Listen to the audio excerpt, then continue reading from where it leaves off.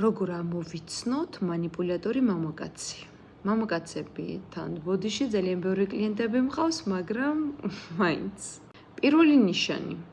როდესაც გეუბნებიან, რომ ძალიან უყვარხართ, მაგრამ თქვენთან სერიოზული ურთიერთობის გაკეთება ან თქვენი ცოლად მოყვანა არ შეუძლიათ.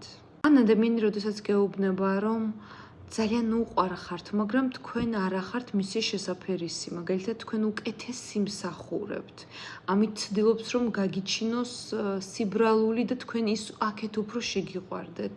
манипуляტორებს ახასიათებთ ესეთი ქცევა. ხშირად გირეკავენ და გამოწმებენ სად ხართ, როგორ და რანაირად. თქვენ სინამდვილეში გგონიათ რომ რა ყურადღებიანია ეს ადამიანი ინტერესდება ჩემით, ნახე როგორ უყვარვარ, ჩემს უსაფრთხოებაზე ზრუნავს.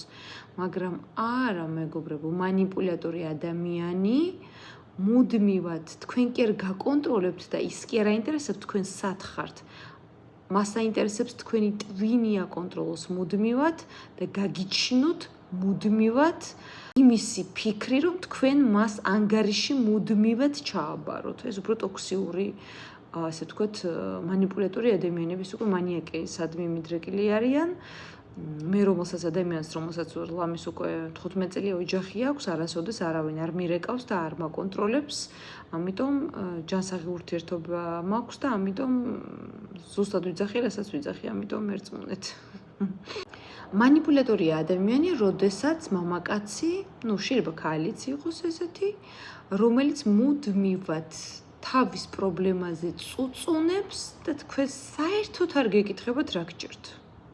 სულ წუწუნებს, რომ ცუდი სამსახურია, ან არა აქვს სამსახური, არ უმართლებს ცხოვრებაში, ცხოვრებამ დაჩაგრა და ასე შემდეგ. მოკლედ მოგეხსენებათ. იმათზე აღარაფერს ვიტყვი, რომ როდესაც ადამიანს ცოლი ჰყავს და ამბობს, რომ უკაცრავად შვილების გამო ვარ, თორემ ჩემი ცოლი არ მიყვარს ცალკე საძინებელში მძინავს უკაცრავად, ამას არავის აღარ სჯერა, ცალკე საძინებელში კი არა, ერთად გძინავთ, უბრალოდ ალბათ გგონია, რომ 3 წლის ვარ და მატყუებ, ხო?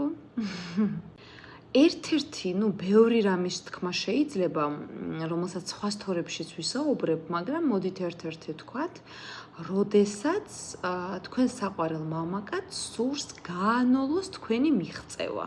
ესეც манипуляციაა. მაგალითად, სამსახურში რაიმეს მიაღწიეთ, ან თუნდაც ელემენტარული რაიმე გააკეთეთ ისეთი და ეს ადამიანი თქვენ საქმეს ანულებს, ან არ იმჩნევს და ამ დროს მოიმიზეზებს ცუდად ყოფნას, ასე შემდეგ, რომ გადაფაროს თქვენი წარმატება.